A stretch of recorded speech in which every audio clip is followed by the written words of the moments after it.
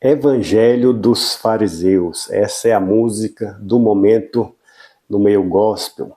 Vários pastores, irmãos, as redes sociais estão aí comentando, discutindo, polemizando a respeito dessa música. E isso já está acontecendo há alguns dias. Então, hoje eu sentei para assistir o clipe, ver os motivos aí das polêmicas e gravar esse vídeo para vocês. Vamos fazer a análise dessa música.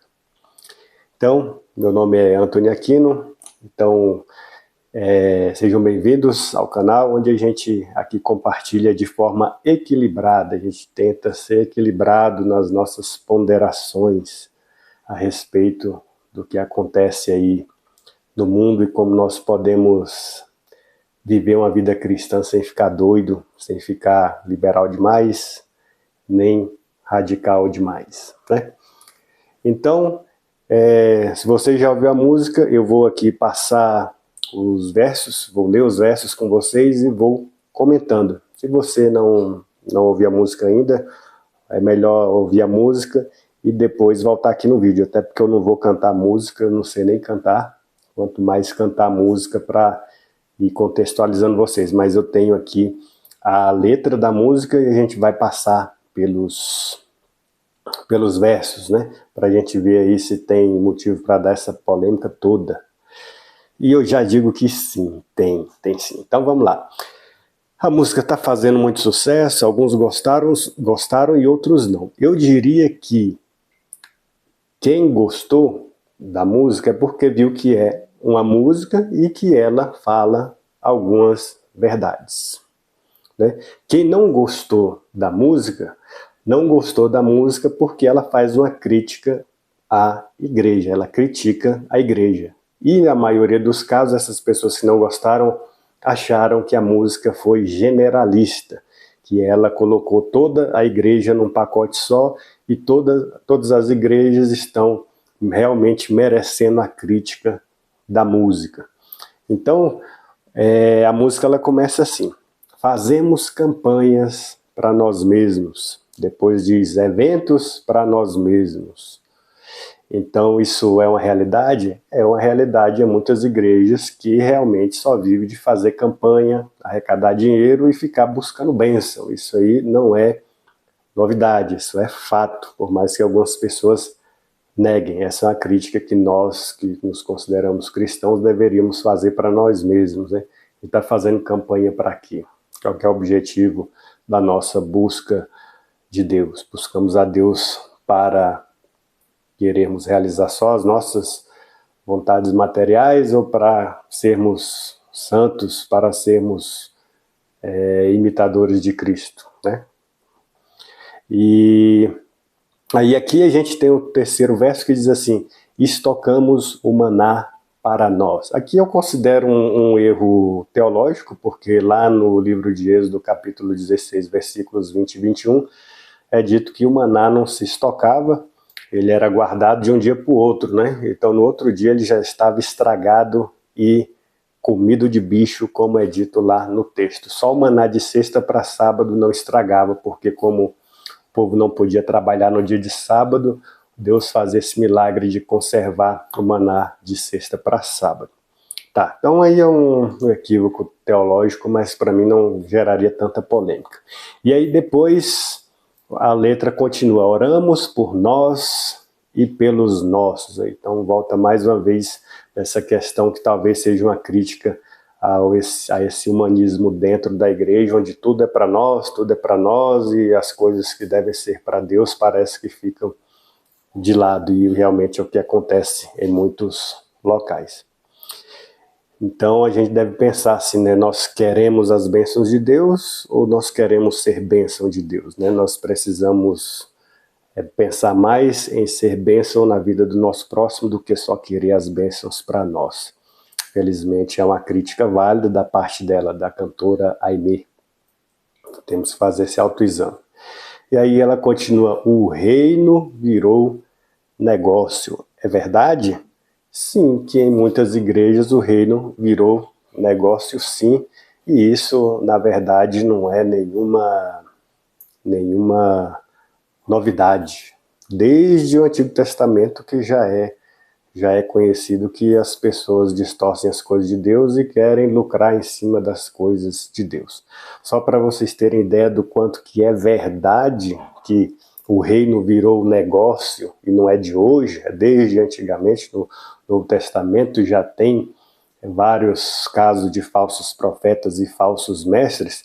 Eu vou dar alguns exemplos aqui para vocês virem se é verdade o que ela cantou ou se é uma mentira. Mateus 7,15 diz assim, Jesus falando, né? Cuidado com os falsos profetas que se apresentam a vocês disfarçados de ovelhas, mas por dentro são lobos vorazes. Isso foi Jesus que falou. Paulo, ele diz na sua carta a Tito, capítulo 1, versículo 11, a respeito dos falsos profetas, dos falsos mestres. É preciso fazer com que se calem, porque andam pervertendo casas inteiras, ensinando o que não devem, com a intenção vergonhosa de quê? De ganhar dinheiro. O apóstolo Pedro diz na segunda carta, capítulo 2, versículos 1, 2 e 3, o seguinte: assim como surgiram falsos profetas no meio do povo, também haverá falsos mestres entre vocês. Eles introduzirão heresias destruidoras, chegando a renegar o soberano Senhor que os resgatou, trazendo sobre si mesmos repentina destruição. E muitos seguirão as suas práticas libertinas, e por causa deles o caminho da verdade será difamado, movidos por avareza, ganância. Eles explorarão vocês com palavras fictícias, mas para eles a condenação decretada há muito tempo não tarda, e a destruição deles não caiu no esquecimento. Judas escreveu, capítulo 1, versículo 11, ai deles, falando dos falsos profetas, porque seguiram o mesmo caminho de Caim e, movidos por ganância, caíram no erro de Balaão e foram destruídos na revolta de Corá. E por último, o apóstolo Paulo também fala aqui na sua carta a Timóteo, capítulo 6, versículo 5. Pessoas assim sempre causam problemas, têm a mente corrompida e deram as costas à verdade. Para elas, a vida de devoção é apenas uma forma de enriquecer. Então eu entendo essa crítica aqui como essa música como uma crítica principalmente à teologia da prosperidade, essa teologia coach, ao neopentecostalismo que desvirtuou o pentecostalismo clássico, né? E a palavra de Deus vai dizer no livro de Apocalipse que muitas igrejas dizem que são igrejas, mas não são sinagogas de Satanás. Essa é a verdade, é o termo utilizado pelo apóstolo João no seu livro, na sua carta lá, né, do Apocalipse. Então, o que essa garota escreveu aqui é uma denúncia, assim como o apóstolo Paulo, o apóstolo Pedro, como Jesus já havia alertado a falsos profetas e a falsos mestres dentro da igreja, onde realmente hoje parece que o dízimo importa mais que os corações, o dízimo importa mais do que os corações, é um dos versos da música, é verdade? Sim, nós conhecemos a teologia da prosperidade impregnada em grande parte da igreja brasileira e que veio lá dos Estados Unidos. Então, teologia começa boa na Europa, estraga nos Estados Unidos e vem ruim aqui, vem pior para o Brasil. Aí, os versos seguintes dizem, enquanto ele está querendo, quem nós nem pensamos ou nos preocupamos, oramos errados há séculos, dias, horas e anos nos afastamos. Há o evangelho de fariseus aqui, é o estrofe aqui, né, o que se repete da música. Sim, é verdade, há um mundo de hipocrisia no meio da igreja, mas quando eu digo no meio da igreja, eu não estou dizendo que toda a igreja é cheia de fariseus ou de hipócritas. O verso diz assim aqui na música, há um evangelho de fariseus, cada um escolhe os seus e se inflamam na bolha do sistema. Então, verdade, a hipocrisia está aí, muita gente está na igreja por hipocrisia, muitos líderes são hipócritas e são fariseus, é verdade. Nós, eu, você, nós temos que lutar contra o farisaísmo todo dia, que é eu colocar um fardo em cima das pessoas, as pessoas têm que seguir as minhas leis, os meus dogmas, tudo que eu imponho sobre essas pessoas, quando na verdade nem eu estou praticando o peso que eu coloco sobre as pessoas. Então, é uma verdade, nós devemos estar alertos para não nos tornarmos como os fariseus, mas toda a igreja é cheia de fariseus, a igreja é 100% fariseus? Não, não é verdade. Mas os fariseus estão aí desvirtuando a igreja verdadeira, como Paulo, Pedro, os outros apóstolos de Jesus já anunciavam isso, e desde o Antigo Testamento acontece isso no meio do povo de Deus. E aí ela começa a falar aí a respeito da cidade dela, lá do Pará, em Marajó. Enquanto isso, no Marajó, João desapareceu, esperando os ceifeiros da grande seara. A Amazônia queima, uma criança morre, os animais se vão, superaquecidos pelo ego dos irmãos. E aqui tem uma consideração que aqui a gente tem que ser mais delicado aqui nesse ponto.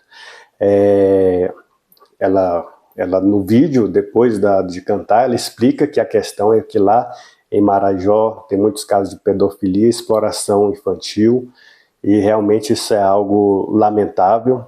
As autoridades têm que ir atrás para resolver essa questão, a igreja tem que denunciar isso, assim como ela denuncia na sua música.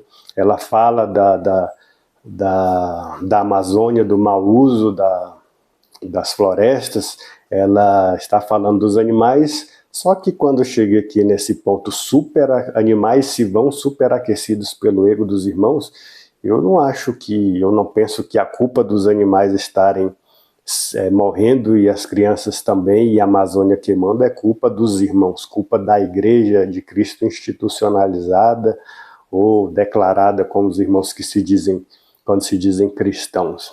Isso é um problema social que deve ser resolvido. O governo tem que resolver essas questões, mas a igreja não pode se omitir, como eu acabei de falar, mas a gente tem que tomar cuidado para não pegar os problemas sociais e atribuir a culpa deles sobre a igreja. A igreja é uma igreja que está buscando santidade, quer se conformar com os preceitos bíblicos e querer ser mais parecidos com Cristo. Então os problemas sociais existem e a igreja pode ajudar através de ações sociais, sim, para socorrer as pessoas que estão sofrendo em Marajó, no Pará e onde quer que sejam. E aí, continuando, o texto diz o seguinte: estamos apodrecendo o corpo de Cristo. Então aqui a gente tem que tomar cuidado também, porque o corpo de Cristo não apodrece. Jesus ele vem para buscar uma noiva e não um corpo apodrecido. Efésios 5, 25 e 27 vai falar que Jesus vai buscar uma igreja santa, imaculada e pura. Então, essa é a característica da igreja de Cristo.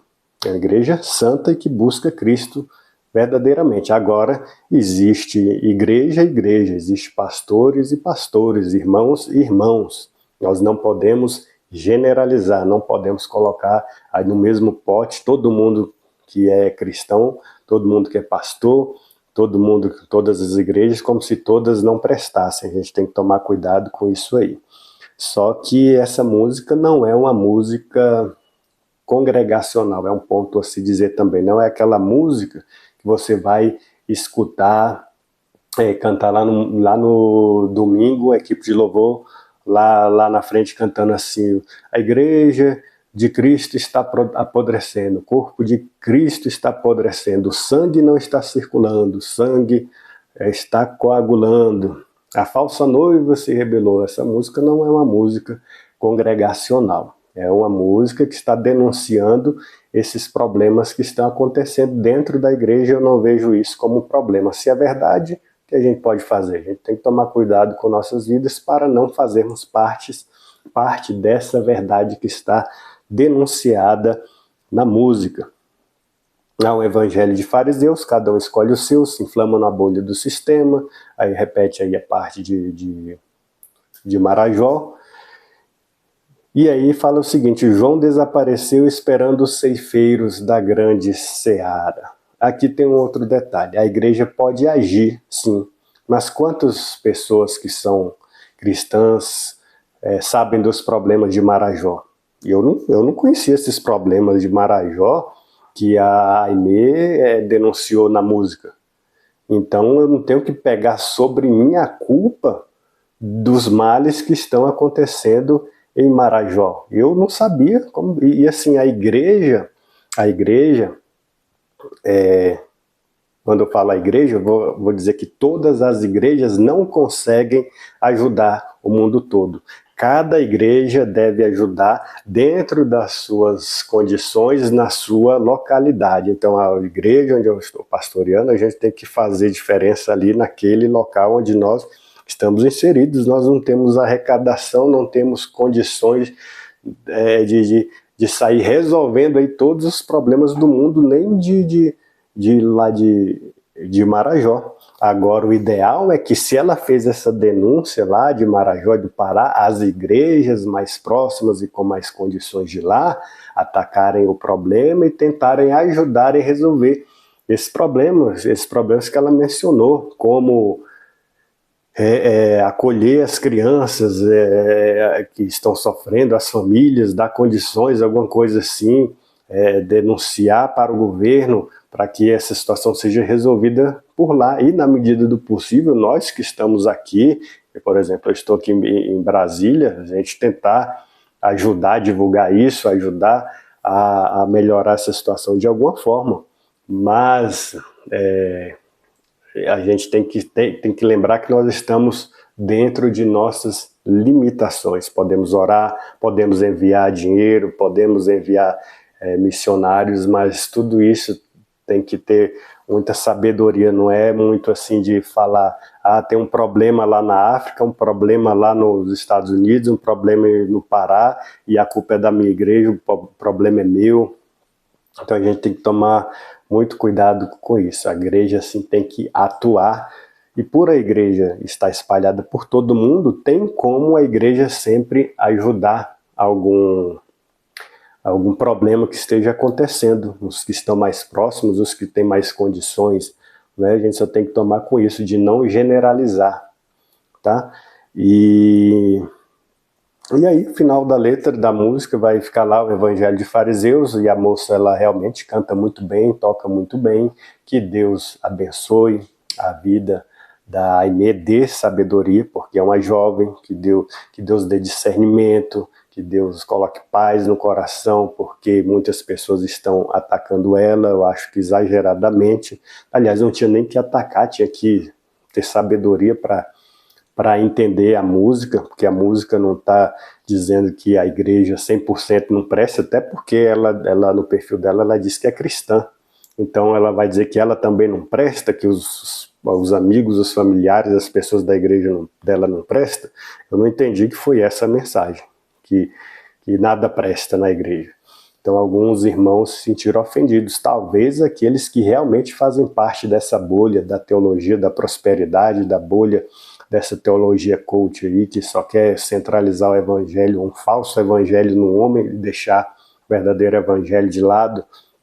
Então, eu entendi a mensagem que ela passou, sim. Então, concluindo, não é uma música congregacional para se cantar lá todo domingo, mas é uma música de denúncia que ela fez de caráter profético, como muitos já têm ecoado aí falando isso nas redes sociais, assim como acontecia no Antigo Testamento, no Novo Testamento sempre houve a denúncia dos falsos, da falsa piedade, dos falsos mestres, dos falsos profetas, dos falsos cristãos, dos falsos irmãos, né? Então, é uma música que está denunciando um problema. Então, os falsos cristãos sempre existiram, mas nós precisamos ser santos e fazer diferença na sociedade. Onde quer que estivermos, vamos fazer diferença dentro do nosso alcance aí, na nossa cidade, dentro dos nossos limites. Então, cuidado para não generalizar as críticas. Nós devemos tomar cuidado com isso, não só nas músicas que a gente compõe, mas nas postagens nas redes sociais. A gente não pode achar que todo mundo é perfeito na igreja e que todo mundo não presta na igreja também. A gente tem que ter muita sabedoria com isso. Que Deus nos ajude. Um grande abraço e até o próximo vídeo. Comenta aí o que é que você achou da música. Você é dos que diz que a música não presta para nada, ou você diz que realmente a música falou com você e realmente reflete uma realidade que acontece na igreja visível brasileira e no mundo, né? Grande abraço, Deus abençoe, deixa o like, se inscreve, beijo, até mais, abraço.